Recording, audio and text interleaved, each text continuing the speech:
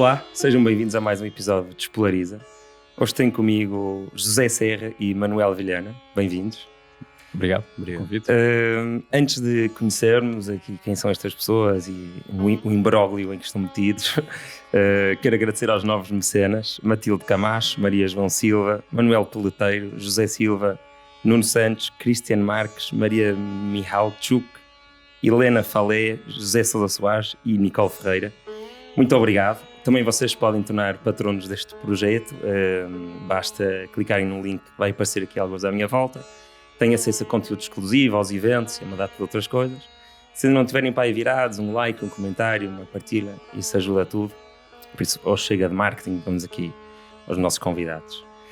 Então, José Serra é Angel Investor, empreendedor, anfitrião do podcast Beat Talk e cofundador do Silveira Tech, que é o assunto de hoje, é Silveira Tech.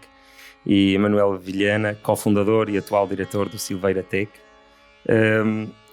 O Despolariza normalmente começa pela lotaria genética e social, conhecer um bocadinho o background das pessoas. Por isso, se calhar começamos aqui pelo José. Queres contar um bocadinho da tua história, como é que a tua vida começou, a tua vida profissional, e como é que te levou a seres investidor e cofundador do Silveira Tech? Bom, a minha vida profissional começou no jornalismo especializado na área das tecnologias. Portanto, a determinada altura criei uma editora especializada em revistas e publicações, no fundo, dessas áreas tecnológicas. Quando começou, depois da internet, obviamente, houve uma evolução muito grande de todo o setor de imprensa, e as primeiras vítimas foram precisamente as publicações periódicas especializadas, não é? Portanto, foram as primeiras a ser atingidas, diremos assim, pelo desvio da publicidade, que era a principal receita dessas revistas. Portanto, a editora acabou por ir à falência. Não falência formal, mas acabou por se encerrar, não é? Portanto, não tinha viabilidade económica, infelizmente, mas isso é como tudo, não é? Portanto, todos passamos num momento da vida por situações dessas. Portanto, A criação destrutiva. exatamente. Portanto, eu a partir daí dediquei-me à área tecnológica mesmo, ou seja, ao objeto daquilo que nós trabalhávamos, e fiquei à frente de uma empresa que é a Olicipo, a qual já tinha dado um nome e, portanto, seguia a sua evolução. E foi a partir daí que se começou a desenhar, sem ter um plano pré-definido, mas se começou a desenhar aquilo que seria o caminho que nós trilhámos. Portanto, definimos uma estratégia há 5 anos, portanto, começámos a executar essa estratégia, e dentro dessa estratégia fazia parte uma crença muito particular de que nós não podemos depender só do negócio, e começámos a investir em negócios que eram adjacentes ao serviço que prestava e que presta ao Olicipo. A partir daí começaram a desenvolver-se um conjunto de empresas tecnológicas que eram complementares em termos de serviços e eram sempre participadas pela Olicipo, e que tinha sempre promotores próprios, não é? Portanto, que eram sócios maioritários e que avançavam com o projeto. Estamos a falar de 2009, o início desse processo. O Tocha faz parte desse projeto? O Tocha acaba por entrar. O Tocha nessa altura ainda andava a estudar, não é? É bastante mais novo do que eu, como é natural. O Tocha é meu filho, não sei se sabes. Não fazia a mínima. Ok, pronto. Às vezes parece Eu não me preparo para este podcast. Ok. Estou a brincar, foquei-me aqui no Silveira Tech. Certo. O Tocha começa a trabalhar em suporte técnico dentro da Olicipo. Portanto, foi onde ele começou em termos do seu trabalho profissional. Tinha uma cunha também. Eu tinha uma cunha, mas também trabalhava muito e ganhava pouco. E trabalhava em part-time no meio dos estudos, portanto, para ganhar experiência profissional. E pronto, e a partir daí nós começámos a investir em algumas empresas, depois começámos a investir em empresas de produto, e às tantas percebemos que as coisas não deviam estar todas juntas e que devíamos separar o tipo de atividade, e criámos a Olicipo. A Olicipo, sim, essa é um investidor, é uma empresa que investe em negócios e em startups, ou seja, nós não investimos só em startups. As startups que investimos são startups sempre em fase inicial, projeto. Já investimos em pessoas que nos apresentaram uma ideia, portanto, e tomámos a decisão de investimento mesmo sem ver um PowerPoint. A ideia e equipa. Sobretudo a equipa, nesse caso, não é? Ou seja, Uhum. posso dizer claramente, sem problema nenhum, estou a dar o exemplo da Xiaomi. A Xiaomi nós investimos no Miguel, ele ainda não tinha avançado com o projeto, ele ainda estava no outro projeto, ainda estava na Zomato na altura. Portanto, ainda estava só a pensar o que é que havia, tinha aquela ideia concreta na cabeça e tinha um projeto já bem estruturado, de facto, e nós tomámos a decisão numa reunião, não é? De resto, também estamos interessados no tipo de projetos, estamos interessados em projetos mais diversificados, nas áreas mais diversificadas.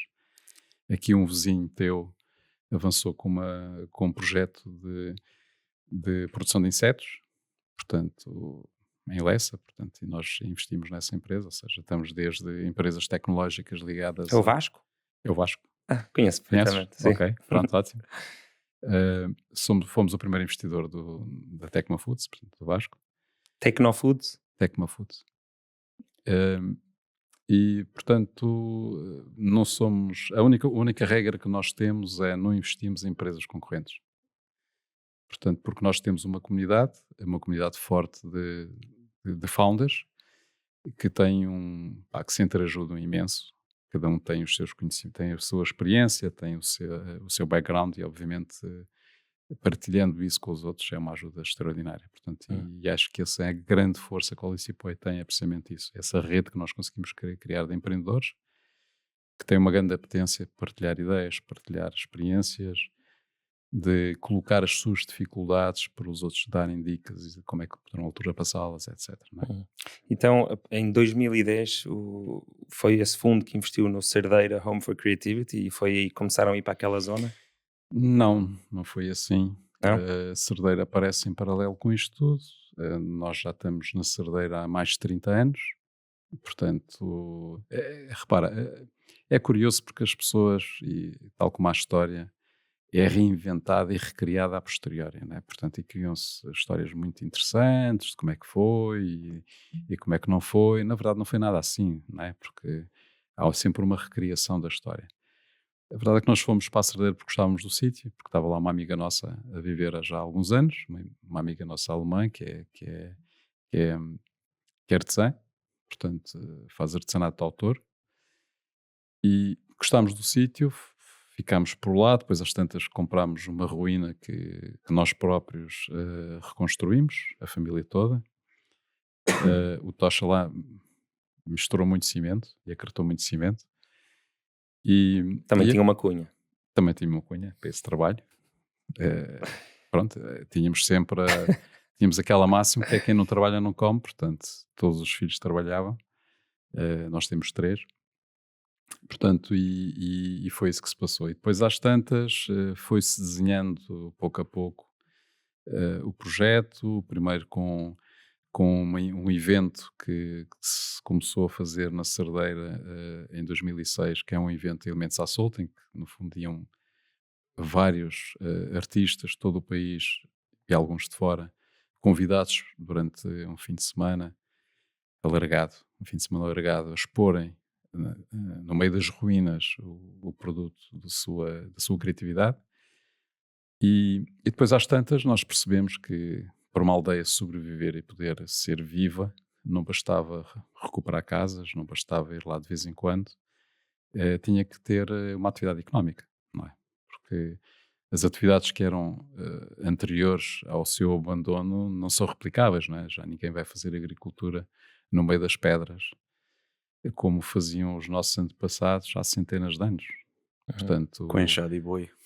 É? Com enxada e boi, exatamente. Portanto, como ainda existe no Douro, não é? No Douro há pessoas com terrenos muito pequenininhos e que vão... Certo. Mas é para sobreviver, não é para... Não desenvolve, se calhar, para além da casa. A verdade é que as pessoas não conseguiram manter esse tipo de vida, não é? Portanto, a determinada altura os sonhos das pessoas estão fora do seu ambiente. Portanto, ou seja, quando as pessoas começam a sonhar no futuro fora da sua aldeia, acabou, não é? E quando isso se torna coletivo, as pessoas percebem que a coisa não vai dar e as aldeias morrem. Ou seja, portanto, para nós acendermos um sonho ali, era preciso criar algo lá. Foi o que nós fizemos, portanto, criámos um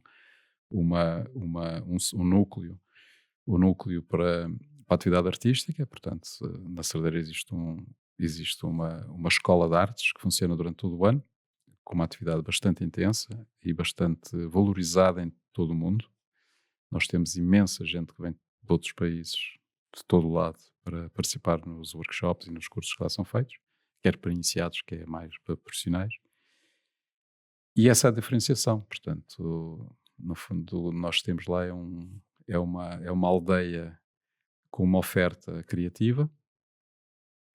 A aldeia é lindíssima, portanto, há pessoas que vão lá só para passar um fim de semana ou 2 dias da semana. Nós não gostamos que vão lá passar um dia porque não veem nada. Nem vão conseguir ouvir os ribeiros, nem vão conseguir ver os veados. Às vezes vêm mesmo com poucas horas de estadia lá, mas pronto. Mas fora disso, de facto, para sentir as coisas é preciso estar lá algum tempo. Pronto, e então como é que o Manuel entra na história e como é que dá um salto da Cerdeira para comprar? Eram 2 aldeias abandonadas, não é? Que é Silveira de Cima e Silveira de Baixo. Exatamente. Eu comecei a namorar com a filha do Zé, a Catarina. E entretanto, em 2017, nós estávamos os dois a viver em Amsterdão e houve a oportunidade de voltar. Eu tinha um convite do Zé para vir integrar uma empresa do grupo que estava a começar, com um grande potencial.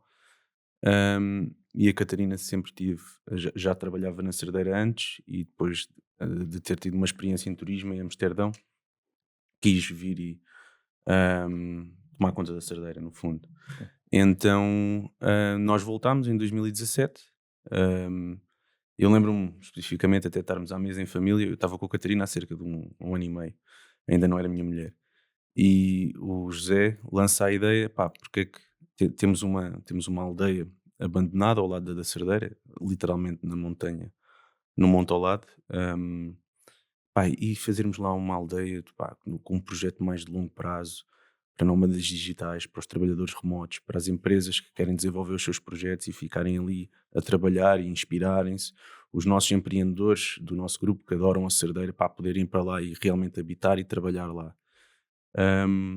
Epá, e pronto, e pediu-nos a opinião, não é? Eu na altura perguntei-lhe: pá, isso inclui-me a mim, eu adorava fazer isso.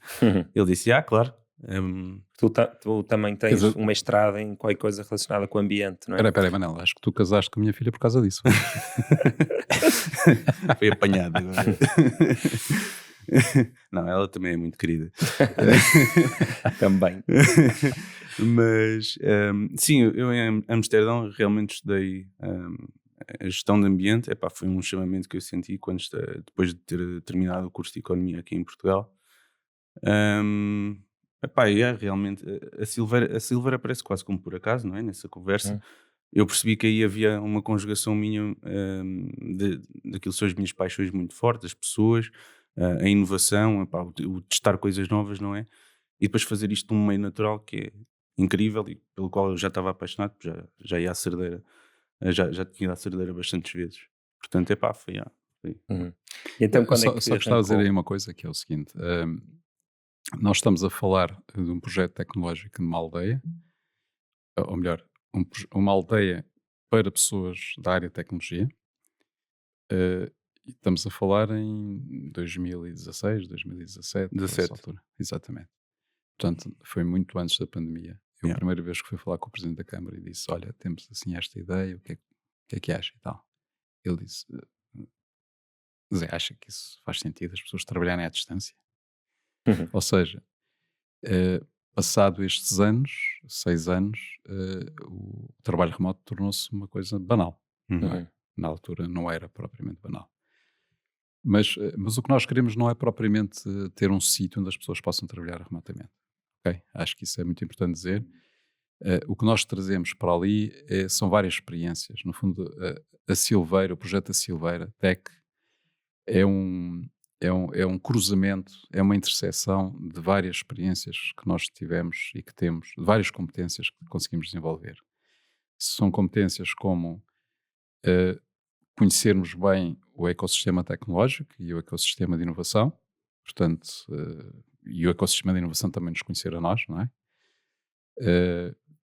Sabermos recuperar aldeias, porque já o fizemos. Pelo menos já recuperámos uma, não é? A Cerdeira, A Cerdeira. quantas ruínas recuperaram lá? A Cerdeira recuperámos 18 ruínas, não é? Portanto, Ok. Então a Cerdeira estava abandonada ou só sim, tinha a Cerdeira estava- uma alemã a viver? a Cerdeira tinha uma família É lá a isso. viver, não era uma alemã, é a família dela, portanto, Sim. com o marido e com 2 filhos. E Algum deles era o Jürgen? não, Que eu vi um comentário no Google Maps, um comentário negativo do Silveira Tech de um Jürgen. Não, isso é um... É um hater? É um hater lá da Lousa, sim. Ok. não tem nada a ver connosco. É. Acho que foi pela primeira, deve haver alguns anos na Lausanne, deve ter ido lá pela primeira vez, não é? Mas pronto, mas Sim. isso é pouco importante. Sim. O importante é que existe essa experiência em termos de recuperação da aldeia. Existe também uma experiência importante que foi a criação de uma comunidade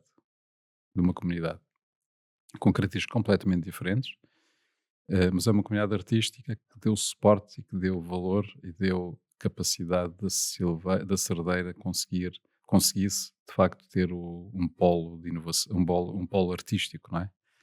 Portanto, com ateliês, com forno de cozer cerâmica, com vários fornos de cozer cerâmica, com forno de cozer cerâmica absolutamente único na Península Ibérica, que é cozido a lenha e não deita fumo, portanto, que foi desenhado e construído com o apoio de um japonês que é o próprio autor desse tipo de fornos. E, no fundo, essa ideia de que uma comunidade é muito importante para uma aldeia, aliás, a aldeia é uma comunidade, não é? É o núcleo, que nós partimos para a Silveira. Ou seja, a ideia de criar uma comunidade que não é uma comunidade fixa, que é uma comunidade que vai se renovando permanentemente, mas que existe a comunidade em permanência. Portanto, uma comunidade de pessoas que tenham o mesmo mindset, tenham a capacidade também de partilhar e de saber partilhar e trazer as suas experiências para os outros e também absorver as experiências dos outros. E sobretudo, esta ideia muito importante para nós, que é fazê-lo no seio da natureza, agindo sobre a natureza, não em termos de contemplação, mas em termos de regeneração. Ok. Portanto, nós queremos proporcionar uma experiência única para essas pessoas, uma experiência que nós chamamos de transformação pessoal e que acreditamos transformação também dos seus projetos. Yeah. Sim, mas ganhar dinheiro também, não é? Porque eu vi, tem um centro para estar projetado no Sim. mapa do site, uma coisa espetacular, não é? Centro para eventos, glamping, co-living, co-working. Sim. Ou seja, o objetivo também é aquilo ser... Tem que ser dinheiro. sustentável financeiramente, senão depois também não podemos usá-lo como um exemplo para outro tipo de aldeias e outro tipo de projetos tentarem replicá-lo de alguma maneira. O Sim, dinheiro e aqui... porque não querem perder dinheiro. Claro. não tem mal nenhum. Sim, mas é assim... Mas o dinheiro não é o objetivo principal, estás a ver? Uhum. E nós temos que encarar estas coisas um bocado de forma não direta, digamos assim, não é? Porque nós vamos ganhar imenso com isso, mas não é dinheiro necessariamente. Ok? Nós vamos ganhar pela experiência que vamos ter lá, por aquilo que proporcionamos às pessoas. Agora, o nosso objetivo é que o projeto possa ser sustentável. Sim, tem que ser sustentável financeiramente, pelo menos a nível operacional. Agora, se estivermos a avaliá-lo por métricas típicas de um investidor, por exemplo, o tempo que nós vamos ter para pagar o investimento, nenhum investidor privado quereria investir connosco, não é? Nós estamos a falar, se calhar, de um horizonte temporal de 20 anos. Sim. Então vocês são donos de 100% da Silveira Tech? Da Silveira Tech, sim, não do Casal da Silveira. Sim. Ok. Casal da Silveira é o conjunto das aldeias? São as aldeias e os 230 hectares de floresta à volta das mesmas. Ok. Então há outros sócios que são donos do Casal da Silveira? Portanto, há outras pessoas que têm propriedades no Casal da Silveira, portanto, mas que não fazem parte do projeto. Não. Ok, mas vocês estão falados com eles, não é? Ou têm um contrato com eles para poder explorar esses terrenos? Não, repara, aquilo vão ser aldeias abertas, portanto, não, nós vamos fazer, tal como a Cerdeira é uma aldeia aberta, portanto, há pessoas a viver lá. Portanto, a Cerdeira não é nossa. A Cerdeira, nós temos. Já percebi. Então vão fazer isto à volta, com os terrenos que vocês têm, e Exatamente. há outros terrenos Com pelo as meio. propriedades que temos, é o que vamos fazer o projeto com as propriedades que temos, não é? Portanto, Ok. agora há outras pessoas lá e fazem daquilo que quiserem, não é? Sim.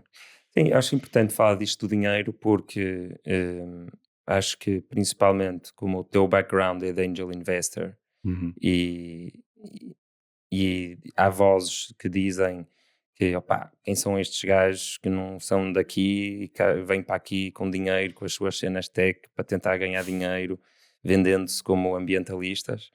Então acho que é importante falar disto, não é? Para se perceber, ok, isto é uma coisa para dar dinheiro, é uma coisa para ser sustentável, uma coisa, não é? For profit. O que eu diria sobre isso é o seguinte: nós temos que perceber que as empresas são uma entidade abstrata e formal, não é? Portanto, e as empresas têm apenas três coisas: têm ativos, têm pessoas e têm processos. As empresas não têm mais nada. E são esses três vetores, não é? Que permitem que depois a empresa consiga usar ou competências das pessoas e daquilo que foi acumulando em termos coletivos, ou pegar em matérias-primas, seja aquilo que for, e, no fundo, trazer valor, porque a empresa tem como objetivo criar valor económico, não é? E depois distribuí-lo. Distribuir pelos colaboradores, ou distribuir também pelos acionistas, etc, etc. Muitas vezes o valor vai para os bancos e muito do valor vai para o Estado, não é? Sem dúvida. Portanto, isto é aquilo que é uma unidade empresarial, não é? Tu tiras qualquer aspecto daqui e a empresa não existe. Portanto, ela só existe enquanto as pessoas acreditam que ela existe, que ela funciona. E nós temos que entender também outra coisa, do meu ponto de vista, é que nós, pessoas, homens, mulheres, somos também natureza. Nós somos animais. E tudo aquilo que fazemos, tudo aquilo que os animais fazem, faz parte da natureza, não é? Portanto, se tu tens tudo que as abelhas fazem ou que as formigas fazem, não sei o que, faz parte da natureza, não é? Eles podem não construir prédios, mas têm construções elaboradas muitas vezes e que nós admiramos. O que nós fazemos também faz parte da natureza, porque também somos animais, portanto, estamos lá dentro. E é importante nós podermos, e tudo o que nós fazemos de mal, em termos daquilo que nós dizemos que é da natureza, porque nós normalmente separamos a nós e a natureza. Tudo o que nós fazemos de mal, fazemos por razões económicas. Económicas? Económicas. Tudo o que fazemos de mal é para tirar valor. Não, eu discordo. Não discordes, porque é assim, em bom rigor... Se tu matares alguém num acesso de raiva, não estás a fazer por motivos Está bem, mas económicos. aí estás a fazer contra os outros. Eu estou a falar em termos do mal que nós trazemos para o mundo natural, para o nosso meio ambiente, para a nossa casa, diremos assim. Ok? Ok, sim, o mal social vem da ganância. Pronto, Quase sempre, exatamente. Epá, portanto, quando nós dizemos que exploramos demasiados recursos do planeta, quando nós dizemos que fazemos isto, fazemos aquilo, fazemos-lo precisamente com uma ambição de retirar valor e ficar com esse valor, não é? Portanto, se nós queremos ter alguma intervenção ao nível do ambiente, temos que atuar fortemente na parte da mentalidade das empresas. Ou daqueles três recursos que eu falei, que era, no fundo, ativos, pessoas e processos. O que nós podemos influenciar são as pessoas, que depois, por sua vez, vão influenciar tudo o resto da empresa. Portanto, o que nós queremos também fazer na Silveira é influenciar as pessoas. Porque se elas forem influenciadas para não ter uma ação predadora sobre o resto da natureza, sobre os outros seres da natureza, nós vamos melhorar as empresas, vamos melhorar o seu posicionamento, deixam de fazer greenwashing, ou seja, mostrar que são cools porque sim, e começam a fazer as coisas a sério, portanto, a pensar nos seus projetos de acordo com essas preocupações. E sobretudo se o fizermos com as gerações mais novas, com a malta que está a empreender, que é mais ativa, mais depressa conseguiríamos influenciar a nossa ação em torno daquilo que nós atuamos, não é? Todos, não é? Portanto, acho que isto é o investimento mais importante que nós fazemos na Silveira, é este. É por isso que nós estamos a juntar lá as pessoas que são empreendedoras, que são inovadoras e queremos influenciá-los com todos os projetos de regeneração que vão acontecer lá. E o projeto não é lucrativo a curto prazo. Portanto, nós pretendemos que seja, já dissemos, que seja sustentável, precisamente por isso. Porque a ação que vai ter que ser feita sobre a natureza, não é? O investimento que vai ter que ser feito é gigantesco. Yeah. E mesmo aí nós temos que provar uma coisa, que é possível atuar sobre a natureza e ser sustentável economicamente. Porque Yeah. se nós não conseguimos provar isso, ninguém vai investir. Ninguém vai investir noutros sítios para tentar Exatamente. fazer o equivalente. Exatamente. Nós queremos mudar um bocadinho também o paradigma da gestão das florestas e dos recursos do meio ambiente em Portugal. Em Portugal é muito, a gestão das florestas é aquele eucalipto vale X euros. E é isso, não é? Então, se as pessoas puderem olhar para a floresta e verem lá uma multiplicidade de rendimentos, que esses rendimentos também aumentam a resiliência dessa própria floresta, a saúde dessa floresta, aumentam a biodiversidade da mesma. Ou seja, podem retirar rendimento e estarem a fazer o bem por essa mesma floresta. Então, nós podemos realmente ter aqui uma mudança a nível do país, pelo menos dos atores privados, na maneira como eles gerem os seus terrenos, não é? E aqui na Silveira nós vamos investir muito dinheiro em puxar um pouco para lá essa fronteira para perceber o que é possível testar e depois então tentar escalar isso para outros projetos na região e no resto do país. E é por isso também um bocado que nós dizemos que o esforço de investimento vai ser gigante, porque nós vamos testar coisas que nós não sabemos se vão resultar. Não é? Sim, e é bonito até noutro sentido, que é esta coisa que está um bocado também na moda, não é? Que é plantar florestas e plantar árvores e por aí fora.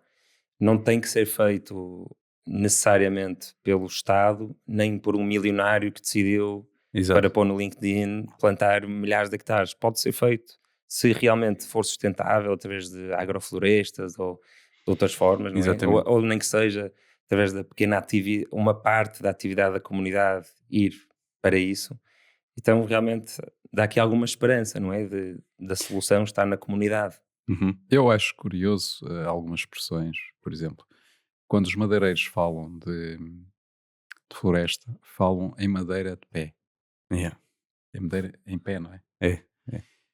Ou seja, Dinheiro em pé. Só faltava dizer dinheiro em exatamente. pé. Eles não olham para a floresta como... eles não olham para aquilo como árvores, como seres, ok?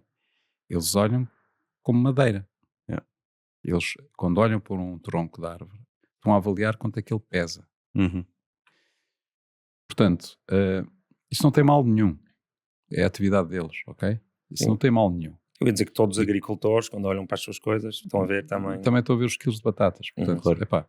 portanto, não tem mal nenhum, porque é a atividade deles, é o ganha-pão, e há imensos madeireiros que são pessoas honestas e que fazem e que têm um trabalho muito árduo e muito difícil. Portanto, não está isso, não estou a criticar, digamos assim. Mas quando o Estado ou as grandes empresas olham para a floresta da mesma maneira, aí nós temos que nos questionar. Porque, repara, o nosso problema é não termos poucas árvores. Não é verdade, nós temos imensas árvores. Mais do que nunca, provavelmente. Pois, não vale a pena andar a plantar árvores por plantar árvores. Aliás, a maior parte das ações que se fazem de plantação de árvores, 98 ou 99% das árvores morrem. Não é? Não sabia. Porque são plantadas nos sítios errados, da maneira errada, sem adubagem, no tempo errado e por aí fora. Ou, em condições, por exemplo, o local errado, se tiver lá veados, eles comem tudo, não é? Portanto, não há hipótese. É alimento para eles. Não está mal, mas também não é alimento suficiente. Podiam então plantar uma árvorezinha maior, porque ele assim, pelo menos aconchegava a barriga. Agora, o que nós precisamos de plantar é florestas, não é monocultura. Porque a floresta mista, com árvores mista, com muitas árvores de várias espécies, é criar resiliência. Porque a resiliência é quando há um fenómeno inesperado, como uma seca, um ataque de uma praga, um fogo, há plantas que resistem e outras não é? Portanto, se nós tivermos monocultura, não resiste nenhuma, vão todas à vida. Não é? Se nós tivermos plantas diversificadas, elas vão criar todo um ecossistema muito complexo, em que junta não só árvores, como também junta arbustos, outro tipo de plantas, fungos, micro-organismos, etc. Isso sim vai criar a resiliência da floresta. Portanto, as nossas florestas não são resilientes porque não são florestas, são plantações de madeira. Uhum. E vocês compraram, no fundo, uma grande plantação de pinheiros, certo? Sim, tem muitos pinheiros, também tem eucaliptos, E tem muitas acácias. muitas acácias, sim, Uhum. demasiadas, que é uma espécie invasora, já agora, para quem não sabe, muito pior do que o eucalipto. Mas também temos lá bolsas incríveis de castanheiros, temos lá um carvalhal fantástico, nós chamamos aquilo o templo. Portanto, também tem lá muita beleza natural espalhada pelo Uhum. meio, mas sim, é diminuta relativamente ao que é a área de pinhal e eucaliptal. E eu ouvi-te a dizer, que, acho eu, no vosso Instagram, que a vossa ideia era o que se faz para tentar regenerar estas Uhum. florestas, que é cortar alguns pinheiros seletivamente Uhum. e ir plantando outras árvores no meio, Sim. no sentido de criar mais biodiversidade, eventualmente mais camadas, até com arbustos e Exatamente. Isso é por aí uma das fora. técnicas, não é? Uhum. Vamos aplicar bastantes. Por exemplo, temos lá uma zona onde experimentámos criar terraços e onde vamos plantar uma agrofloresta sintrópica. Vamos testar vários tipos de estratégias em diferentes pontos do terreno, tendo em conta aquilo que o terreno nos diz, não é? Naquele sítio, o melhor, como é uma encosta muito, muito inclinada e é um pinhal, o melhor é ir abatendo seletivamente os pinheiros e ir a pouco e pouco substituindo-os por outras espécies autóctones. Estás a falar da encosta que foi cortada. Estou a falar da encosta que levou ali com um corte raso, sim. Se Agora, calhar é um bom momento para irmos aí para o Google Earth para o Google Earth. e mostrarem Ok, do que é que então estamos a falar. só para terem uma ideia, aqui temos o Casal da Silveira Azul, portanto a Vila da Lousã é aqui já agora, sobe-se por esta estradinha. Uhum. Temos aqui o Casal da Silveira Azul, isto são cerca de 230 hectares, ok? Podes fazer mais zoom? Posso, sim senhora. E depois, tal como eu tinha dito, aqui a Cerdeira é aqui, então, e no monte ao lado temos aqui a Silveira de baixo. Aqui estão os terraços que nós fizemos numa área de meio hectare. Isto é o nosso base camp, é onde eu trabalho. Mas já só existe isso do Master Plan da Ah, Silveira Tech. sim, são os primeiros testes a sério, sim. Uhum. Fizemos uma série de outras ações, por exemplo, aqui temos aqui o nosso carvalhal, onde... Já agora, claro, houve pessoas que se revoltaram com aquilo que nós fizemos. Porque acham sim. que nós fizemos um crime ambiental. Portanto, aquilo é uma zona que era uma zona só de eucaliptal, que estava mesmo junto à Silveira de Baixo. Portanto, Uhum. Faz mais zoom, por favor. Toda essa ruína, não é?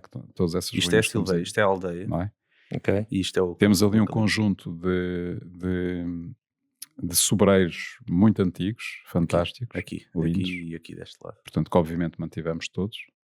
Embora houvesse quem dissesse, cortaram árvores centenárias e não sei o quê. Pronto, eu não sabia que havia eucaliptos centenários com 20 centímetros de espessura. Mas pronto. São socalcos? Fizeram ali socalcos? São socalcos. Este território já tinha socalcos, Uhum. na verdade. Yeah. Portanto, era um terreno agrícola no passado. E tinha sido construído ali em cima um tanque de água no Ribeiro, que nunca foi usado na prática.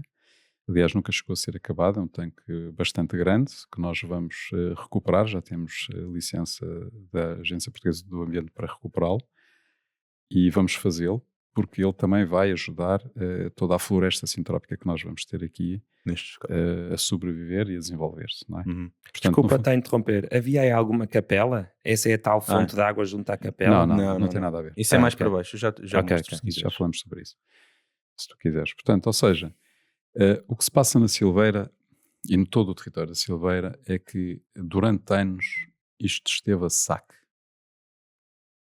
e abandonado. Portanto, se estivesse só abandonado não era mau, porque hoje teríamos lá uma floresta bastante interessante. Yeah. O problema é que esteve a saque. Portanto, em 2013 já tinham sido cortados 50 hectares de floresta. Dos 230. Mas não há 230 de floresta. O problema é esse. É que há muitas zonas onde não há floresta. Exatamente. Portanto, com os 30 hectares que agora se pretende cortar, nós deixamos praticamente ter floresta. Mas essa floresta tinha sido plantada para o efeito de criar madeira, ou não? Houve partes que foi plantada, houve partes que nasceu, pronto. Sim, regeneração natural. É a regeneração natural, exatamente. Vêm os animais. Eu tenho aqui a área, olha, já agora, já que falámos sobre isso, eu tenho aqui as áreas do corta vermelho, o que já foi cortado, E depois aqui a laranja tem então a área que os madeireiros afirmam pronto, que é legítimo eles cortarem, não é? Portanto, isto aqui, com isto e isto tudo, isto é quase metade isto é praticamente metade da floresta do Manel, já casal. agora vale a pena referir que toda esta área que está aqui, ao lado, Uhum, esta zona aqui, que uhum. parece escuro, Uhum. Foi foi cortada toda cortada em 2013. e que agora é um acacial brutal. E agora são acácias, É, que pronto. não é? Mas qual é o mal, algum mal categórico da cássias? É uma planta, eu sei que é uma espécie invasora, que não deixa grande espaço para outras coisas Não crescerem. deixa espaço nenhum para outras coisas crescerem. É esse o principal problema. Crescem muitos rebentos, fazem sombra no solo, asfixiam completamente o solo por qualquer outro organismo e depois só saltam. São muito, muito difíceis de controlar porque cortas um tronco, aparecem dois, é quase uma hidra. Uhum. Então, tipo, por exemplo, se quiseres eliminar uma acácia, há quem diga que a melhor maneira é o descasque, ou seja, descascas a casca da acácia e esperas 3 anos. Só que cada acácia produz milhares de sementes. E cada semente da acácia sobrevive mais 100 anos. Então ganharam o jogo da evolução. Exatamente. Completamente. Mas o que eu queria dizer com isto é, não existe nenhum mal moral numa planta ser assim, não é? Não, O único não. problema para vocês ou para quem quer regenerar a floresta é que torna-se mais difícil, mas isto sempre existiu, sempre existiram espécies Sim, Sim, repara, que nós faziam isto. não encaramos as acácias como inimigo. Uhum. Nós, inclusive, vamos experimentar e já estamos a experimentar estratégias de usá-las para nos ajudar a regenerar, porque a acácia cresce rápido, produz muita biomassa, portanto, e cortada e triturada. triturada ajuda a criar solo, Exatamente. não é? Portanto, a acácia não é inimigo, todas as plantas têm razão de existir e, portanto, nós não dizemos, eucalipto, acácia. Não, são plantas, só que são bem-vindas no meio de um ecossistema variado, não é? Uhum. Agora, quando tens só um acacial, não serve nada. Então os vídeos que nós temos visto nos últimos dias são da zona a vermelho ali de cima? Sim, o vídeo em particular que eu se calhar posso mostrar deles a efetuarem o corte são a fazer o corte raso daquele eucalipto, daquele pinhal ali em cima. Isto fica a quantos metros daqueles escalpos? Em linha reta, uns 150.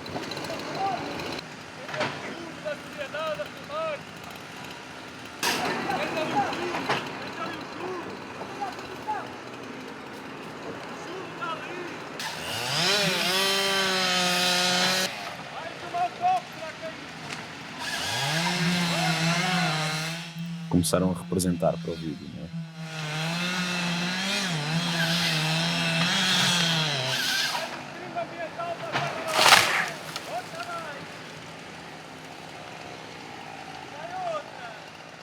Ok, depois as pessoas podem ver mais no Sim, Silveira Tech, no não é? nosso Instagram. Mas então sim.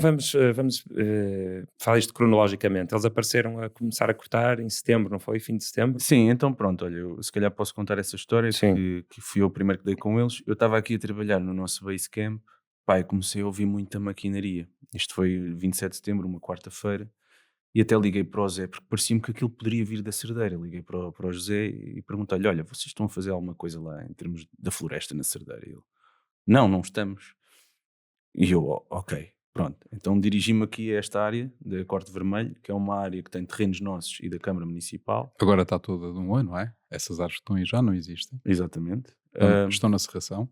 E reparei que tinham aberto, que alguém teria aberto uma estrada nova, que em terreno de Rede Natura 2000 é ilegal, e que andavam lá a cortar. Interpelei um sujeito que eu até hoje em dia não sei, não tenho a certeza se está envolvido com os madeireiros que entretanto estiveram lá a cortar ou não, ou se foi só a pessoa que veio abrir a estrada, mas disse-lhe, olha, está aqui em terreno privado e da Câmara, o senhor vai ter que sair, eu já chamei a polícia. Ele pareceu-me relativamente assustado e foi-se embora. Notifiquei a GNR, foi ao local, procedeu a um auto de contraordenação pela abertura ilegal de estradas e pronto, eu falei com a GNR e disse-lhes, mas eles não abriram só uma estrada, eles estão a cortar o nosso terreno e o da Câmara. Pois, mas isso tem que fazer um embargo. E eu disse, ok, muito bem. Na semana a seguir, na segunda-feira, portanto, isto foi numa quarta-feira. Quinta e sexta não notei grandes movimentações. Na segunda-feira entraram em força aqui na área de cima, com maquinaria pesada e a cortar tudo a eito. Chamei a GNR ao local, entretanto começámos a dialogar com os nossos advogados, chamei também a Câmara Municipal ao local e então na terça-feira à tarde procedemos a 2 embargos do corte, um por parte da nossa parte, da Silveira Tech, e outro pela Câmara Municipal da Lausanne. O GNR presente no local afirmou a um dos sócios gerentes da empresa que a partir do momento em que ele continuasse com o corte, estava em cumprimento do embargo e podia ser detido. Deixa-me só, Sim. porque há aí várias coisas. Força. O que é um embargo administrativo e qual é a diferença para outro tipo de embargo? Que tipos de embargo existem? Enfim, o embargo, isto é uma curiosidade e acho que as pessoas devem saber disto. O embargo administrativo é quando está a acontecer uma coisa, ou melhor, tem que ser aplicado quando está a ser feita uma obra nova. É aquilo que chamam uma obra nova. Pode ser uma obra de construção civil, ou pode ser um abate de árvore, ou pode ser outra coisa qualquer. Ou seja, quando, imagina que estão a demolir uma parede de milheira, não é? Portanto, é daquelas, não é a mesma coisa construir uma parede de tijolo interior de uma casa. Estão a demolir uma parede de milheira. Portanto, se não for parado no imediato, vai causar danos irreparáveis. É a mesma coisa com uma árvore. Se cortarmos uma árvore, estamos a fazer um dano irreparável. Porque ela não volta a pôr-se pé, não é? Não dá para colar com cuspo. Portanto, é para esses atos, como a justiça tem o seu tempo, não é? Tem o seu tempo e nós sabemos que é um tempo longo, não gostamos, mas é o tempo da justiça. Tu não podes chegar a um tribunal e meter uma ação, não é? Uma ação para parar aquilo que está a acontecer, porque senão, quando o juiz se pronunciar sobre o assunto, Já o mal está feito. o mal está feito, é irreparável. Então a lei previu uma coisa que é um embargo. O embargo faz-se com a presença da polícia e com um documento, não é? E é um embargo escrito, portanto, que a polícia fica com esse documento, etc. E é feito, é notificada a outra parte que pode assinar esse embargo, ou pode recusar-se a assinar, mas se recusar a assinar tem que haver testemunhas que digam que ele se recusou a assinar e que foi avisado. E o embargo é avisar a pessoa de que não pode continuar a cortar, portanto, que aquela obra está embargada. Está embargada. Mas o embargo pode ser feito de forma oral.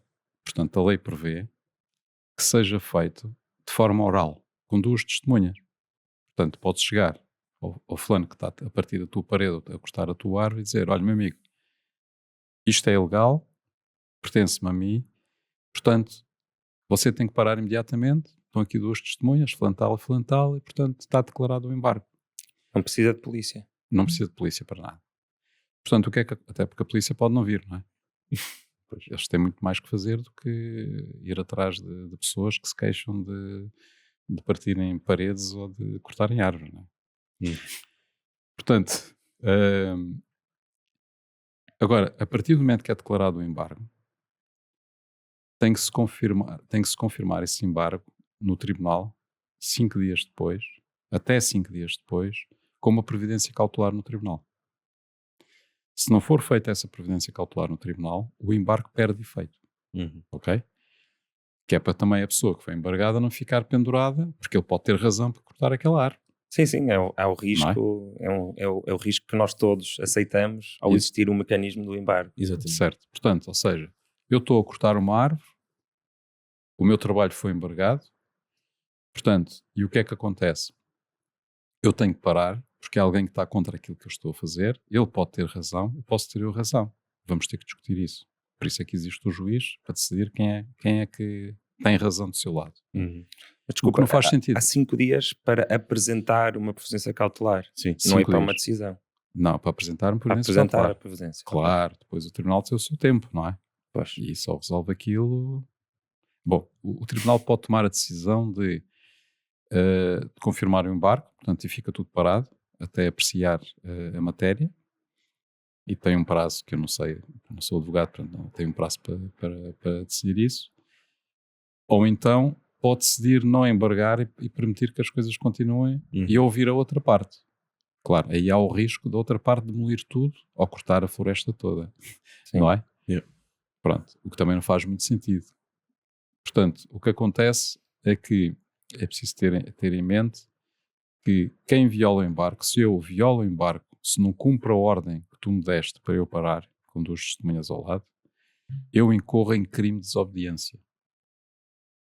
Portanto, e no dia seguinte, se eu continuar a fazer o que estava a fazer, que tu embargaste, tu podes chamar a polícia e a polícia pode-me deter, no fundo prender-me e acusar-me de crime de desobediência e levar-me a tribunal. E que no nosso caso nem foi no dia seguinte, foi No no próprio minuto a dia. seguir. Então aqui a questão é porque é que no dia seguinte a GNR não conseguiu ou não foi lá deter estas pessoas? Isso tens que perguntar à GNR. É, pronto. O que é que eles dizem? Foi mesmo no momento do embarque. No momento do embarque, pronto, o sócio-gerente fez pouco da situação, foi para as suas máquinas e começou a trabalhar, como se nada tivesse acontecido. E eu disse ao próprio GNR, olha, faça favor, vá lá tê-lo, que ele já está em cumprimento do embarque. Epá, tenha bom senso que ele se calhar está só ali a organizar as madeiras. Pois, mas essas madeiras são nossas, ele não tem nada aqui a as organizar agora. Isto está embargado. Pronto, e foi assim o nosso diálogo com a GNR. No dia a seguir eles continuaram a incumprir. Nós chamámos a GNR ao local, notificaram-nos, mas não os detiveram. E foi assim sucessivamente e começaram-nos a dizer, não, nós só podemos deter os madeireiros caso haja uma ordem do tribunal. Mas se é assim, então para que é que serve um embargo? Pois. Não é? Eu acho que este é o cerne deste episódio do Despolariza e foi por isso que eu também vos quis convidar, que é o espírito da lei, não é? O espírito filosófico, se quisermos, que está por trás do embargo e da providência cautelar, é precisamente esta que o José estava a dizer, que é, existem casos em que há alguma coisa que se tu não parares de acontecer, pode acontecer um dano irreversível ou algo ou muito mal para ti, ou muito mal para a sociedade, ou, não é? Exatamente. Ou uma morte de um ser vivo, que é uma árvore por acaso também é, Uhum. e o espírito da lei, não é? É que se consigam parar essas coisas. Uhum. Ou seja, Mas já porque na agora, prática isso não estar a acontecer preocupa-me a mim como português e foi Pois. que eu fiquei também Mas olha, curioso para o que é quem- que está a acontecer. para quem tem interesse... Quer vocês tenham razão, quer não. Claro, sim, Percebem? mas para claro. quem tem interesse, só vou aqui à lei, não é? Estamos a falar do Código do Processo Civil. Existe um artigo que é o artigo 397, qualquer um vai ao Google e encontra este artigo, que é o 397, no ponto 2, em que diz que o interessado pode também fazer diretamente o embargo por via extrajudicial, notificando verbalmente perante 2 testemunhas o dono da obra ou, na sua falta, o encarregado ou quem o substituir para não continuar. Portanto, a lei é muito clara, Uhum. porque às tantas houve gente importante que veio dizer que o embargo oral não existe. Existe. Está na lei e tem que ser cumprida. E o tribunal, agora que já passaram os 5 dias, o que é que disse? O tribunal, nós já submetemos a providência cautelar, como nos cabia, e aguardamos o que é que o tribunal vai dizer. Portanto, já estamos em 20 dias. 20 dias de corte e ainda ninguém se pronunciou. Nem a GNR, o CNF veio dizer que o madeireiro cumpriu os requisitos legais. Não, mas primeiro veio verificar a legalidade da operação e depois corrigiu-se. Exatamente. Mas a verificação da legalidade da operação para o ICNF foi ver que o manifesto de corte que o madeireiro apresentou, ou melhor, o que ele estava a fazer no terreno correspondia ao manifesto de corte que ele apresentou. Yeah. Nada mais. Ou seja, não há verificação da legalidade propriamente dita, ou melhor, da legitimidade que a pessoa tem para fazer aquele ato. Mas se calhar convém aqui referir que um manifesto de corte é um documento meramente descritivo. Tu podes ir tu próprio podes ir ao declarativo. Podes ir ao site do ICNF e emitir um manifesto de corte. Dizes só a área que vais cortar e descarregas esse documento. E era esse documento que os madeireiros tinham sempre com eles e que mostravam às autoridades todas como, pá, nós podemos estar aqui. Portanto, tu próprio, se fores uma empresa de exploração de madeira, se calhar podes fazer o exercício de emitir um manifesto de corte para o Parque Natural de Monsanto. Sim, mas imagina, o ICNF, para além de, não é, olhar para esse documento, também em relação a isto de ser de uma zona especial de conservação ou da rede 2000, Natura 2000, Sim. eu li isto no público, Os valores naturais que levaram à classificação da Zona Especial de Conservação da Serra Lousã não contemplam os povoamentos especificamente plantados para corte final, como se verifica no caso em presença, e depois fala do auto de notícia que eles levantaram por causa da abertura dos caminhos. Ou seja, eu acho que eles efetivamente, o trabalho que eles estão a fazer é perceber se dá para cortar ou não aquelas árvores, mas eles não sabem nem têm nada a ver, pelos vistos, com de quem é a propriedade. Exatamente. Não estão a controlar a propriedade Por daquilo. isso mesmo é que eles não poderiam vir a público dizer que está verificada a legalidade da operação. O que eles poderiam dizer era que os procedimentos que o ICNF requer para o corte foram seguidos, mais nada. Agora, se há ali alguma contraordenação por invasão de propriedade ou não, já não cabe ao ICNF avaliar. Depois deviam ter que estar acrescentado isso. Claro. Cai fora das suas competências. Mas, Por acaso, desta vez, o ICNF não disse outra coisa que disse em 2021. Em 2021, quando houve um clamor popular na Lausanne pelo corte raso, Posso mostrar aqui a área no mapa? Que é pelo corte raso que foi feito no do outro, Telejornal. do outro lado da montanha. Não é? É isto tudo aqui.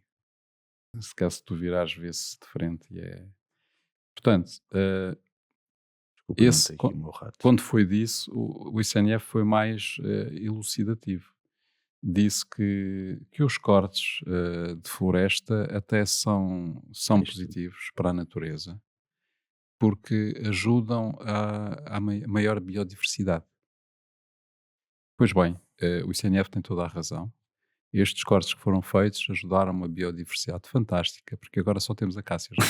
Yeah. O que está a arrebentar, ainda o panorama hoje em dia ainda é este panorama desolador de terra à vista, sem dúvida nenhuma, que não é, por si só não seria um problema se aquilo tivesse sido intervencionado com plantação de árvores autóctones, ou mesmo pinheiros que fosse, não é? Agora, com as chuvadas que houve hoje, por exemplo, em que caíram 3 milímetros de... Estavam a cair 3 milímetros de... Precipitação. 3 centímetros de precipitação, aliás, não é? Já não me lembro bem, mas é uma enormidade. Hoje eu dormi na Cerdeira, aquilo era um dilúvio de água. Um não é? vendaval. Portanto, eu imagino o que é que aconteceu àquelas terras, não é? erosão. É erosão Claro. total. Portanto, ou seja, essa é uma das coisas que nós propomos, é quando há corte, que seja plantado. E que 25% da área cortada tenha que ser plantada com árvores diversas, ou seja, haver diversificação, com árvores autóctones. Ou seja, Então, em Portugal, mas falando aqui mas da repara, indústria... tu disseste da proteção, a área protegida. Então, se nós temos uma área protegida, para já, como a Silveira está abandonada, ninguém plantou árvores para corte. Isso é mentira. Exato. Então como é que apareceu o pinhal, assim, só com... Nós temos um carvalhal por baixo da Silveira de baixo, fantástico, que também ninguém plantou. É. Ok? Foi plantado pelos javalis. Que gostam de bolotas e depois descarregaram ali as bolotas que encontraram meio fantástico para crescer, ok? Portanto, mas eu admito que algumas pessoas possam ter em tempos plantado árvores, não é? Sem dúvida, por isso é que nós temos tufos disto, tufos daquilo. Mas não há nenhum cuidado daquilo, portanto, ou seja, aquilo é um território que foi devastado por incêndios, foi devastado por montes de cortes, etc, etc.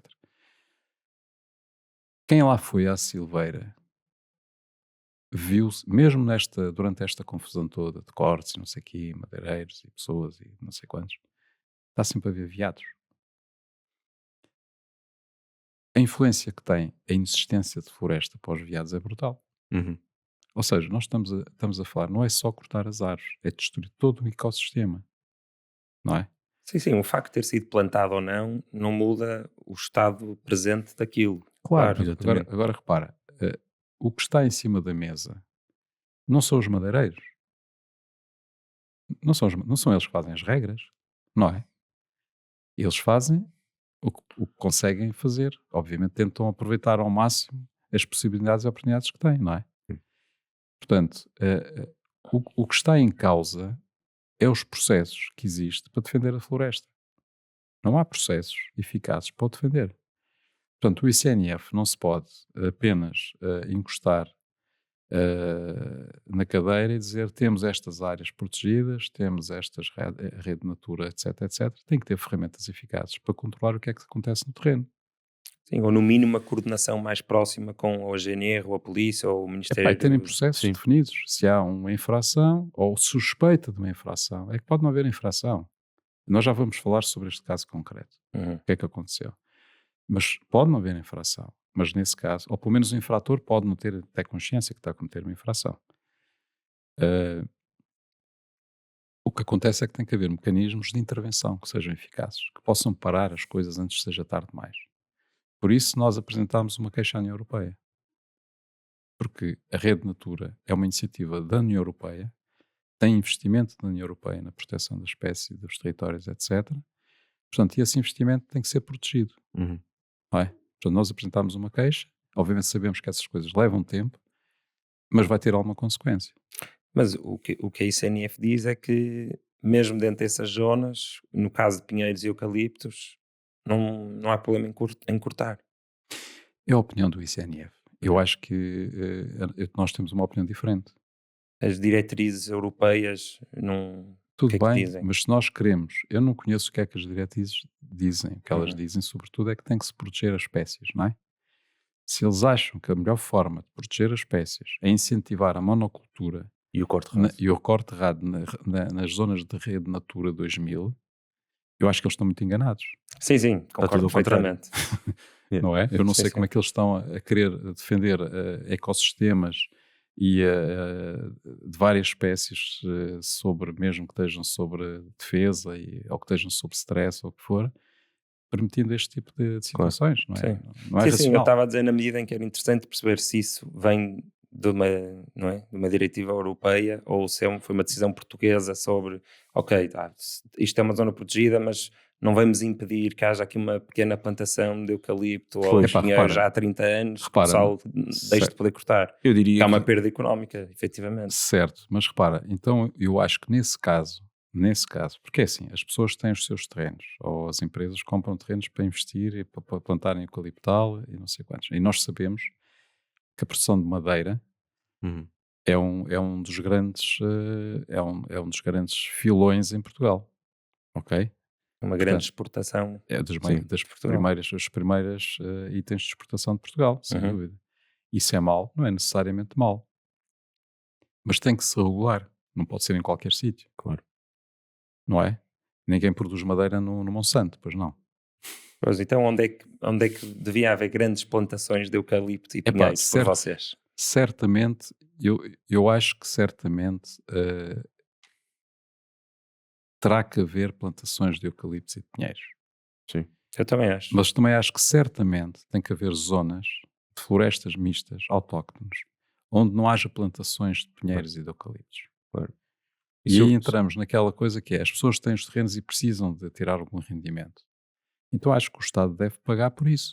Ou seja, se tu tiveres um terreno grande, uma zona protegida, por que não o Estado pagar-te para que tu não cortes as árvores, se elas Uhum. forem árvores valiosas? Uhum. Se forem árvores autóctones, Yeah. não é? Se eu Porque puder não? acrescentar, por exemplo, porque é que não há essa exploração de madeira em Monsanto como tu referiste? Porque Monsanto tem uma série de externalidades positivas para a cidade de Lisboa, não é? As pessoas vão lá desfrutar daquilo, vão lá fazer eventos desportivos, tem a questão da qualidade do ar, de melhorar a qualidade do ar em Lisboa. Na Serra da Lousã é a mesma coisa, é uma área protegida porque tem uma grande beleza natural, porque há uma série de aldeias e de negócios que vivem da Serra, há uma série de eventos desportivos, as pessoas gostam de viver na Lousã, não é porque a Lousã é particularmente bonita, é porque tem a sua serra, não é? Portanto, neste tipo de localidades não faz sentido nenhum estarmos a fazer corte rasos e a explorar a madeira ao máximo, não é? Agora, há certas zonas do país que certamente estão preparadas para isso e faz sentido isso haver, não é? E nós não somos contra a utilização de madeira, não é? Quer dizer, é um dos primeiros materiais da humanidade, se não o primeiro. E é necessária. Agora, tem que haver com um equilíbrio, não é? E o que nós não podemos é ter manchas em que tu andas dezenas de quilómetros e só vês eucaliptos ou Yeah. só vês pinheiros, quer dizer. Que é o caso Nós- de toda a zona centro, Certo, praticamente. quer dizer, isto não faz sentido, porque depois quando há um incêndio vai tudo. Uhum. Ou seja, Yeah. nós temos que perceber se queremos defender. andamos sempre, ai Jesus, que há outra vez um verão de incêndios. As temperaturas vão subir, lá vêm os incêndios. E depois vem toda a gente para a televisão dizer, pá, que tem que se fazer isto, tem que se fazer aquilo, até ao outono. Depois toda a gente esquece o que era preciso fazer para voltar-se a falar no ano clássico. seguinte. É a mesma história das cheias, não é? Portanto, temos conversas cíclicas.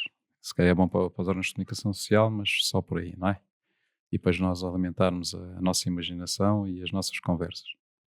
Não funciona assim. Portanto, ou seja, tem que haver uma estratégia para a floresta que não permita essa continuidade de monocultura de floresta, que tenha que ter manchas diferentes de floresta, não é?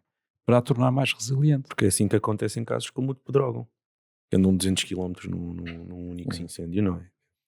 Vamos então aqui à defesa da empresa. Eles dizem que disseram ao público por e-mail que mostraram à GNR os documentos que legitimam o corte. Imagino que tenha sido o tal documento, o manifesto de corte. Manifesto de corte, declarativo. Mas mostraram também, supostamente, segundo eles, a compra da madeira a privados e uma escritura de compra e venda em que a Câmara da Lousã vendeu, em maio de 1933, o casal da Silveira. Vocês já viram estes documentos? Sim. Vimos alguns dos documentos, sim. O que nós pudemos já apurar, e já falámos com a empresa em causa, já estivemos a falar com eles, e eles apresentaram-nos, deram-nos conhecimento do contrato que têm da compra da madeira. Portanto, o que a empresa diz é que comprou madeira a um outro madeireiro, que é a CMP, Comércio de Madeira de Poiares, pertence a um senhor que é o Paulo António Jorge, que lhes terá vendido os tais 30 hectares de floresta para eles cortarem. Mas não vendeu o terreno, vendeu o direito à madeira? Vendeu a madeira só. Madeira. Ele não, portanto, não é proprietário desses terrenos, portanto vendeu o corte da madeira. Vendeu a tal madeira em pé. Ok? Portanto, esta empresa madeireira, que eu repito, a CMP Comércio de Madeiras de Poiares, já tinha cortado. Aliás, eu volto antes, eu vou à escritura de 1933. Efetivamente, em 2 de maio de 1933, foi feita uma escritura entre a Câmara de Lousã e os proprietários das Silveiras. Estamos a falar de 32 famílias, 32 proprietários, que adquiriram um terreno que pertencia, que no fundo eles estavam a utilizar, mas que pertencia à Câmara. Integrando isso no casal da Silveira. Pronto. Então, desculpa, 32 famílias compraram à Câmara? Compraram à Câmara. E esta é a tal escritura? E essa é a tal escritura 33. Portanto, o que é que acontece? Isso apenas significa aquilo que todos já sabiam, portanto não é novidade nenhuma, que havia particulares que detinham coletivamente uma área grande do casal da Silveira.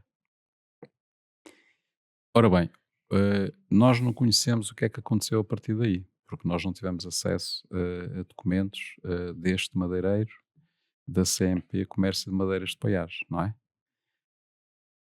O que nós sabemos por aquilo que já veio, que já conseguimos apurar, e que ele terá comprado em 2013 várias pessoas que se diziam proprietárias ou descendentes desses proprietários, dessas famílias, comprou madeira, pagou-lhes para poder cortar madeira. Desculpa a minha ignorância, quando compras para poder cortar madeira, tens um prazo? Ou olha, nos próximos 20 anos eu hei de ir lá cortar a madeira? É normal ter um prazo, porque a madeira valoriza, não é? As árvores continuam a crescer, portanto uma árvore em 10 anos cresce bué, não é? Portanto, normalmente isso tem que estar definido no contrato, ou seja, tem que haver um contrato em que alguém habilitado a vender, um herdeiro, ou melhor, tem que haver uma habilitação de herdeiros, suponho, não é? Portanto, ou seja, alguém tem que estar habilitado a poder dispor daquilo que é uma herança, não é? Aquilo que nós sabemos é que nós adquirimos lá muitos terrenos, não é? Portanto, e nós lidamos com essas pessoas que alegadamente terão vendido a madeira. E nós é que tratámos praticamente todas as habilitações de herdeiros. Portanto, temos muitas dúvidas sobre a legitimidade, não é? De alguém ter vendido a esse madeireiro a madeira. Podia ter alguma legitimidade, mas eu não sei que legitimidade é que tem. Os tribunais é que têm que decidir isso. Mas não basta vocês, todos estes terrenos, na escritura, ambos terem assinado a frase livre de ónus e encargos para vos proteger? Certo? Não basta. Não? Quer dizer, basta, mas tinha que haver outra coisa. Em caso contrário, é que nas escrituras as pessoas deviam-nos ter dito, e devia ter ficado na escritura, que estão a vender aquilo, estão a vender o terreno, mas que não estão a vender a madeira que já foi vendida. E nós não ouvimos ninguém dizer isso. Ninguém fez essa ressalva. Isso não será considerado um ónus? Isso, obviamente que é um ónus, não é? Pois. Então, mas isso nunca foi colocado em cima da mesa, portanto nós desconhecíamos em absoluto qualquer contrato, nunca nos foi mostrado qualquer contrato e continuamos a não conhecer nenhum contrato dessa aquisição. Nem sabemos, aliás, temos muitas dúvidas, temos dúvidas totais, para ser mais Estamos certos das dúvidas que temos. exatamente, de que mesmo que tenha havido esse acordo, mesmo que tenha havido esse contrato, que ele tenha definido quais são os locais de corte, quais são as áreas de corte E os artigos aqueles. e os artigos a que eles dizem respeito. Porque o que o madeireiro está a cortar é não só terrenos daquilo que é o casal, mas são terrenos particulares. Portanto, os nossos terrenos que ele está a cortar não estão no casal. Porque, repara, o que ali nós temos é aquilo que são os terrenos particulares, que normalmente eram as zonas cultivadas, mas não só, também havia zonas de pinhal, poucas, mas havia. Havia zonas que não tinham nem pinhal, nem não sei quantos, portanto, mas essas já não eram normalmente particulares, já eram do casal, onde as pessoas iam retirar madeira, retirar comida para o gado, onde pastavam as cabras e por aí fora. Era a zona comum, que era a zona do casal, os tais 32 proprietários. E depois acresce com o tempo que a Câmara ficou com duas parcelas grandes, não é? Portanto, que são terrenos, no fundo, públicos, ou terrenos camarários. Sim. Agora, portanto, se não há definição exata do que é que se vai cortar, onde é que se vai cortar, é o que me apetecer, não é? Portanto, o madeireiro em causa, que fez esse contrato, ou que fez esses contratos, não sei o que é que ele fez, que tipo de acordos é que fez, com as pessoas e com quem fez, cortou na altura, em 2013, 50 hectares no casal. Cortou 50 hectares. Então vocês suspeitam que, pronto, já Portanto, foi cumprida aí se existiu, já foi cumprido aí esse contrato. Quer dizer, então escuta, vem 10 anos depois dizer eu ainda tenho aqui direito para cortar mais 30 hectares. Isto faz sentido? Pois, e mais, não sei o que dizer contrato. Com o mesmo contrato, e mais, ele provavelmente daqui a 100 anos vai voltar lá para cortar outra vez, não é? Nós não estamos cá para ver, nem ele, mas se calhar ele já vendeu o direito de corte a terceiros. Portanto, mas porquê é que não foi ele cortar diretamente? Esse JMP. CMP. Sim. Porquê é que ele não foi cortar diretamente? Porquê é que ele andou, por aquilo que nós nos têm contado, a contactar vários madeireiros para lhes vender o direito de corte? Não é? Para lhes vender o direito de corte para eles irem lá cortar por ele. Porque se calhar já tinha cortado ou já não tinha esse direito. Se calhar. Se calhar temos que ver esses documentos. Não tinha os documentos todos que comprovassem. Mas, portanto, como há essas dúvidas, e nós sabemos que há este tipo de situações, não é? Madeireiros vendem madeireiros, depois vendem outro madeireiro e depois às tantas já se perde. Isto é quase como o branqueamento da madeira, não é? Sim, e nessas zonas rurais há sempre os limites, nunca estão muito bem definidos. Sim. E é sempre mas eu suspeito que aqui não há limites. É o que eles disserem. Exatamente, porque aquilo que acompanha o contrato é uma área desenhada no Google Earth, mais nada. No contrato, que nós conhecemos o contrato, foi-nos fornecido pelo madeireiro que está a fazer o corte, não é? Nós temos estado a falar com eles. Portanto, aquilo que nos foi fornecido foi um contrato simples e com um anexo para a definição do que é para cortar, não fala em áreas, não fala em Não. artigos, não fala em nada. Não fala em artigos rústicos, não fala em nada. Tem um Google Earth desenhado com aquelas áreas. Acabou, não há mais Com nada. linhas a régua e esquadro. Linhas retas. Sim. Portanto, eu acho que está as coisas... Repara, o madeireiro que está a cortar diz que eu não tenho culpa. Eu comprei isto. Mas ele comprou outro madeireiro que sabe o que é que está a fazer. Uhum. Sim, e podia obedecer ao embargo, mesmo tendo comprado. Exatamente. A partir do momento que havia cá uma resistência, que alguém a dizer, espera aí, não podes cortar isto não é vosso. Ele devia ter um bocado de bom senso, parar e Dialogar. discutir o assunto, Uhum. não é? Mas isso não foi feito. Sim, mas a lei nem bem. era preciso ele ter essa decisão. Exatamente. A lei supostamente devia impedir que ele continuasse. Pronto, mas se Exatamente. calhar ele conhece melhor a lei do que nós, que não impede. Vocês têm um bocado de receio de, no meio disto tudo, e estando ali a fazer um projeto tão ambicioso, não ficarem em muito bons lençóis com a GNR, que é sempre importante nestas coisas. E nós fomos levados a isso pela própria GNR, portanto não foi bem uma escolha que nós fizemos. Mas sim, claro que é uma pena, Pois. temos pena que isso seja assim, não é? Claro. Pois, porque eu sei, por causa do Douro e de outros Uhum. sítios. Não, onde- provavelmente onde isso vai eu- acontecer, é óbvio, não é? Portanto, também há muitas pessoas a avisar-nos, Uhum. Pois, para imagino, termos cuidado, imagino. não é? E há pessoas a avisar-nos por causa dos madeireiros. A verdade é que as pessoas têm medo. As pessoas na serra não atuam porque têm medo. E vocês em algum momento pensaram juntar as pessoas ali deitadas, sei lá, Não, nunca pensámos nisso. porque eles são perigosos. Não é porque eles sejam perigosos, é porque, independentemente de tudo, eu já os conheço e não acho que sejam perigosos.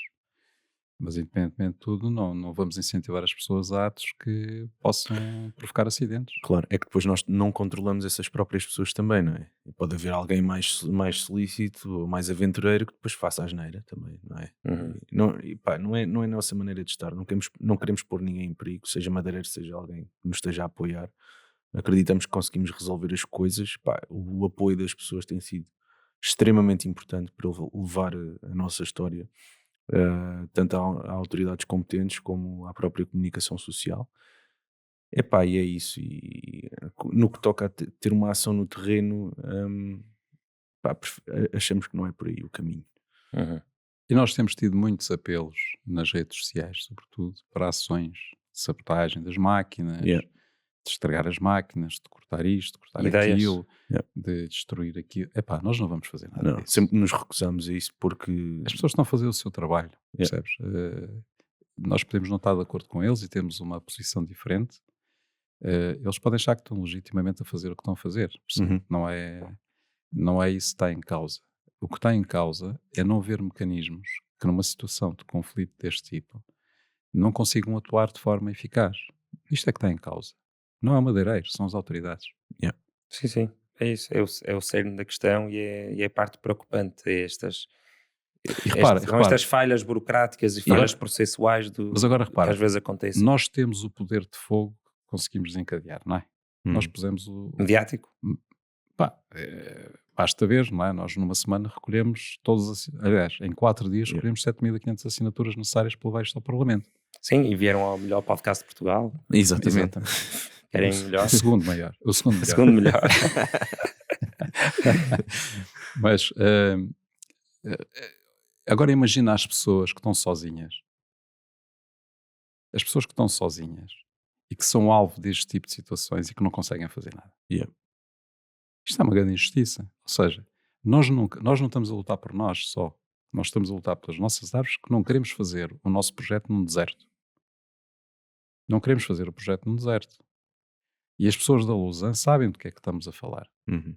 Sabem o que é que se tem passado nos últimos anos na Serra da Lusan e se alguém os parou ou não parou. A verdade é que tu viste as imagens do que é que se passa, não é? Portanto, eu não sei a legitimidade daqueles cortes, mas acho que há o direito de questionar a legitimidade daqueles cortes e há o direito, sobretudo, de questionar os processos que permitiram que aqueles cortes tivessem existido, não é? E tivessem sido, não direi aprovados, mas tolerados, Uhum. não é? Por isso as pessoas da Lausanne estão muito preocupadas. Nós temos recebido imensa gente, imenso apoio, sobretudo da Lausanne, a incentivar-nos para ir para a frente, porque efetivamente veem que nós estamos a fazer, não é só por aquilo que está na Silveira. Aquilo que já foi cortado, não há nada a fazer. Exatamente. E o que vier a ser cortado, pá, vai ser cortado, a não ser que a gente consiga impedi-lo. E temos ideias sobre o assunto, todas legais. Não vamos cometer nenhuma ilegalidade. E sem violência. E vamos respeitar o que os madeireiros estão, a posição dos madeireiros, ok? Uhum.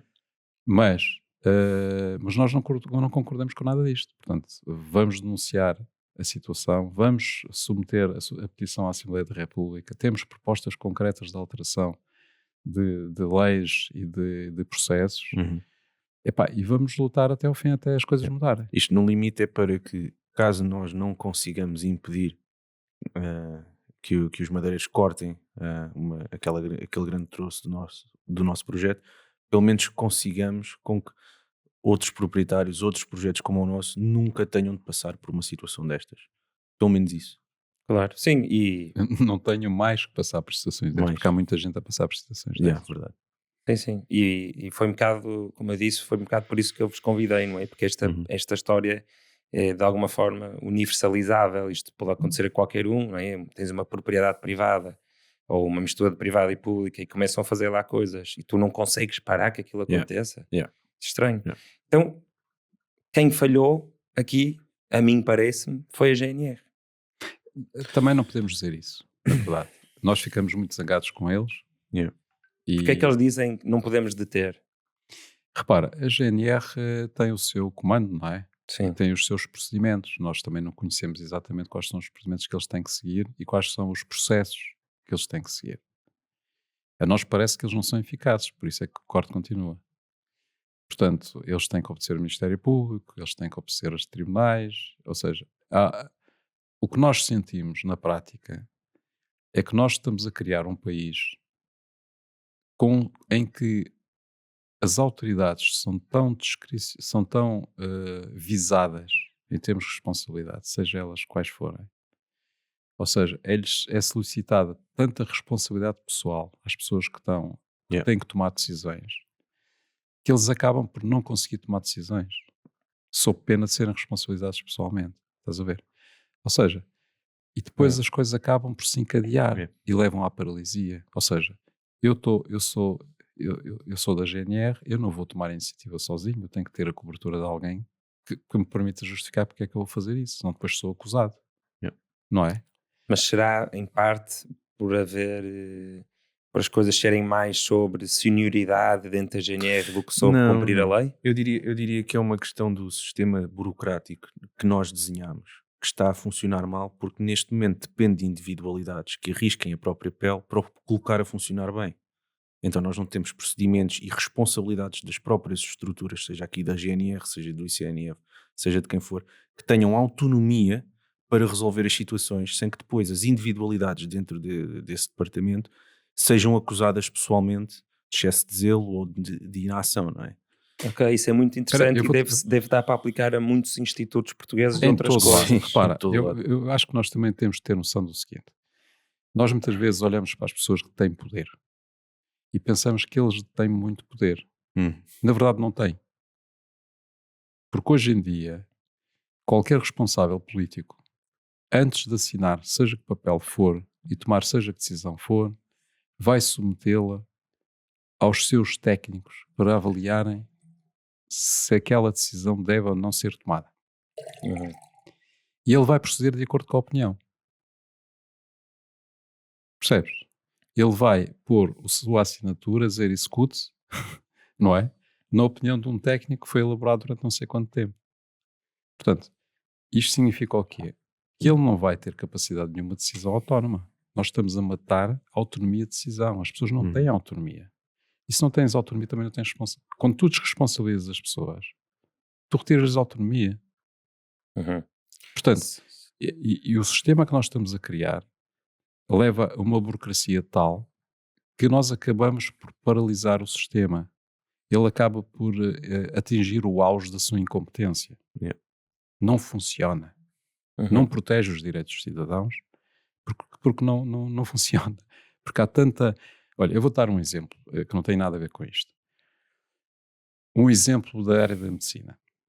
Portanto, alguém tem uma doença, vai ao médico, são feitos todos os diagnósticos, é apurado qual é a causa, qual é a doença, portanto é feito um diagnóstico e de acordo com esse diagnóstico, não é? Tu tens um programa de tratamento. Protocolo. Que se chama protocolo médico, não é? Portanto, e o médico vai seguir aquele protocolo. Claro. E mesmo que ele ache que aquilo não vai ser eficaz para aquela situação em concreto, ele vai seguir o protocolo. Porque se aquilo falhar, ele não tendo cumprido o protocolo, ele vai ser acusado pela decisão autónoma que tomou. Não é? Sim, Agora, há muito medo nos médicos. Agora, se ele seguir o protocolo, ninguém lhe faz nada. Mesmo que isso resulte na morte do doente. Mesmo que isso resulte na morte do doente. Mas, sim, aí já não é preciso ir tão longe, mas sim, mas prejudica. Em princípio, nenhum médico vai tomar uma decisão sabendo que vai chegar a esse ponto, não é? Mas eu quando estava a dizer o que falhou é a GNR, não estava a falar de nenhum agente específico, não é? Claro, ou nenhuma dessas pessoas. O que estava a dizer é, ou há aí algum mecanismo interno que nós não conhecemos de, no caso de desobediência, de embargo, se tu precisares de ir fazer uma detenção, tens de ter uma autorização do tribunal. Não sei se vocês sabem se isto é o caso ou não. Ou então é mesmo uma coisa deste género de eu não posso fazer uma coisa destas sem perguntar ou a pessoa mais sénior dentro da GNR e a pessoa mais sénior. Escuta, eu posso te garantir, não está em causa a GNR. Eu acho que todo o poder em Portugal, em todas as instâncias, acompanharam esta situação. Eu tenho a certeza disso. Eu tenho certeza do que estou a dizer, ok? Desde governo por aí abaixo, houve várias pessoas envolvidas e que acompanharam a situação de perto. A verdade é que não foi tomada nenhuma decisão. Portanto, não é a GNR. A GNR é aquilo que está mais próximo de nós e as pessoas acabam por criticar a GNR. Nós próprios criticamos a GNR, se calhar em alguns momentos fomos injustos. Mas, efetivamente, é todo o sistema que nós montamos. E que leva, medo de tomar decisões? Medo de tomar decisões. E, portanto, o que leva... Medo não é só medo. Tu tomas uma decisão e vais ter que ser responsabilizado por ela. Provavelmente vais ser acusado de qualquer coisa, não é? Portanto, o sistema que criámos é um sistema que não funciona por isso. E isso tem que ser repensado. Isso é muito difícil. Isso é mudar o sistema, é praticamente impossível, não é? Isso é mudar a cultura, que é uma cultura de medo, não é? O telejornal é só sobre medo, o Covid foi sobre medo, a guerra é sobre medo. Nós vemos uma cultura de medo, por isso é muito difícil mudar. Mudar de medo para amor. Fazer as coisas mais por amor e menos por medo. É difícil. É verdade. Bem, foi espetacular acrescentar aqui alguma nuance e conhecer-vos melhor. Querem acrescentar alguma coisa que se tenham esquecido ou gostariam de dizer? Continuem-nos a seguir nas nossas redes sociais, por favor, se ainda não o fizeram, leiam a nossa petição e assinem, que é para, apesar de já termos chegado ao número limite das assinaturas, quantas mais tivermos, mais força demonstramos. E pronto, e quando tiverem interesse, passem na Silveira e venham beber um café connosco. Sim, hei de passar lá. Já agora a petição está em salvarafloresta.pt. Exatamente. E nós vamos, mesmo depois de apresentar lá à Assembleia da República, ela vai continuar a recolher assinaturas, porque a lei permite-o. Portanto, o que interessa é o número de assinaturas que ela tiver quando chegar a plenário da Assembleia, porque por lei ela vai chegar a plenário da Assembleia. Okay. E, portanto, nós vamos continuar a tomar as nossas decisões e a fazer o que temos que fazer, porque, olha, caiu-nos este menino nos braços e tivemos que assumir este protagonismo que não queríamos, portanto, de todo. Mas pronto, já que nos aconteceu, vamos fazer o possível para que não aconteça mais aos outros. E dar a volta a esta situação de uma maneira positiva, não é? Muito bem, obrigado por terem vindo. Obrigado nós. Quanto a vocês, não fujam já. Se gostaram disto, partilhem com alguém ou deixem um like, uma subscrição. Se não, contemplem tornar-se mecenas para apoiar o projeto. e deixem aqui uns comentários, um hatezinho ou um lovezinho aqui para a Silveira Tech, que eu sei que vai ver das duas coisas, e até à próxima. Obrigado. Obrigado a todos. Muito interessante. Obrigado, Tomás.